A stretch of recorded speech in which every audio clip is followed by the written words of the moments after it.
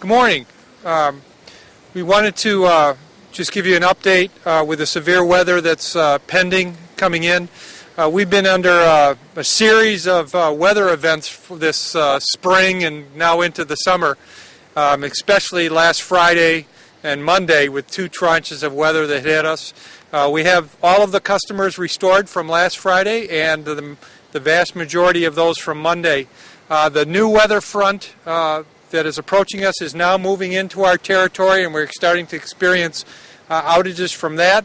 We are expecting another weather front later this evening to come through. This is going to cause outages for our customers. We are prepared. We've been working long hours since last week to try to keep all of these customers back on, doing everything we can. I know you're aware of the work stoppage event between our vendors and their employees. We are aware of that. We have asked our vendors to provide the services under our contract with us. We are also invoking our mutual assistance process to call from additional crews from out of state. We have had some crews in out of state from last Friday's event. We are calling to make sure we have additional ones. Our main concern at this time is to maintain our customer service and be able to respond as quickly as possible to put that service back on if they do lose power.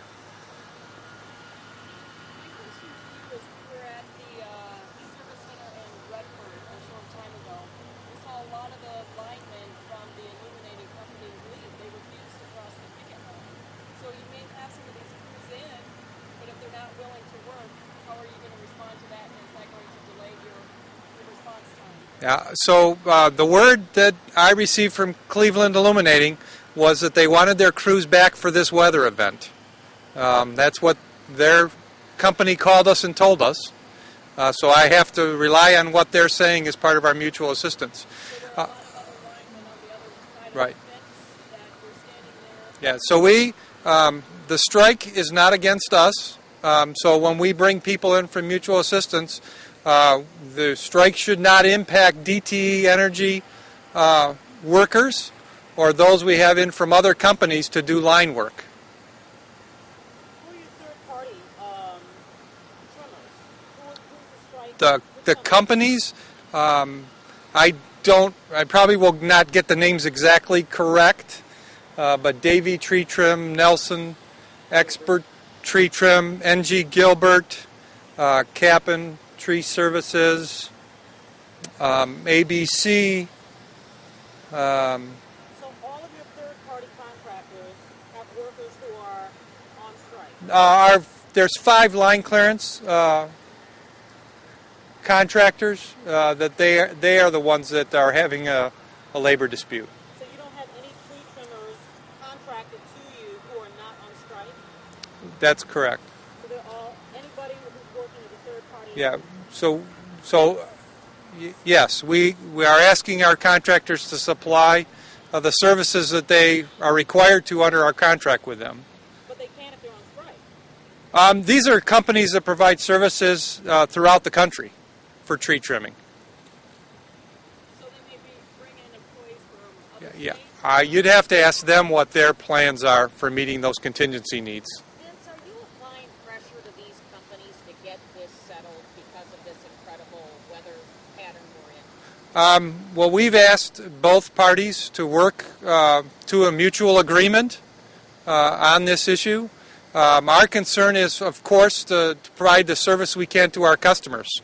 So we're reaching out to other sources to get those services as fast as we can. If you have a major storm like we've been having, with the folks in from out of town, would there be enough tree trimmers or enough line people to clear things away and get things going again to get power restored as quickly as you have been doing? Yeah, this strike does not involve line workers. It just is involving tree trimmers, and we are calling available tree trimmers from our mutual assistance program to come in and help us, and we believe we will have enough to work on this. Now, obviously, any time you have a lack of resources, it's going to impact restoration rates. So are you saying, as far as you're aware of, none of the linemen are refusing to cross the picket line? None of the companies have told us that their linemen will not cross the picket lines. So what would you say to your customers today about the mess you find yourself in? Are you getting involved in these negotiations to try to make sure service stays on, or no? We are not involved in the negotiations. I don't know exactly all their issues. That's between the two parties that are involved. We are calling in available resources to make sure that we can provide the service to our customers that they deserve. Vince, explain, if you would, to our audience, what these tree trimmers do and why they're so critical as part of that machinery when you have storms coming in the way that they're projecting these storms are coming in. Obviously, this is a major event. There is some concern. So explain, the critical cog these guys are. So when our line crews are out there restoring, putting back the wires, oftentimes there's large trees are down across the wires, knocking poles down, blocking entranceways. Our trimmers would go in and clean those. The tree trimmers would come in and they would remove move those trees, branches, and clear the trees out of the way so the line workers could get in and do their job. So Without them, the line workers have to often take longer to try to undo wires, restring them different ways. You know, sometimes they have to pull out chainsaws and cut. So we need trimmers to come in, and that's why we're calling for through our mutual assistance program. Do you believe you'll have enough to handle this storm, even though the last I heard it's spreading south of Michigan? It's in the parts of the lower Midwest as well, other Chicago, Illinois, Indiana, Ohio. Yeah, we are doing everything we can to get additional resources in to cover the needs that we think we have. We've been forecasting since we were informed that there was be a work stoppage, and we've been asking for people to come in. We have some agreements for these workers to come in. Can you put a number on those additional resources? I can't at this time, no. How many tree trimmers are we talking about? Man-bodied people that trim trees. You know, I don't know how many they employ, our contractors employ. this is clearly something that, I think this is my last question. This is something that's clearly out of your hands. However, it's still dropped in your lap. It's Yes. something that you have to deal with. It sounds like you've done everything you can do by asking others, by holding your contractors' feet to the fire, and saying you're expecting services. However, they are on strike. This is a union belt, so people do respect that. What are your concerns based on what you guys see coming in and what you are already seeing happening in those areas that are already in the path of this particular system? My concern is always the more resources I can get to respond to an event, the faster I can restore my customer's service. So my concern is always the safety and the speed of restoration for my customers. That's my main concern. Are you concerned about that right now, given that you have a lot of stuff that you can't control? I'm always concerned about the speed of restoration for my customers when an event comes through. More so now? I'm always concerned about it. When I get less resources, I get more concerned.